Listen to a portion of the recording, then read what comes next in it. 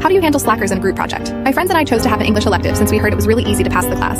It required only 3 major presentations to pass instead of exams. Since we were given the option to choose our group mates, my friends and I decided to stick together. The first presentation was easy because it required a simple PowerPoint presentation. My friends promised to help out when they could, but they kept coming up with excuses to avoid doing their share of the work, like being busy with their majors and clubs and sororities. I ended up covering the research and creating the slides. They did show up for the presentation and winged it, but I warned them that the next 2 projects were a lot heavier and I wouldn't be able to do it by myself. They apologized half-heartedly and agreed to cover more of the work this time. However, after I completed my part of the presentation, I noticed they barely started on it.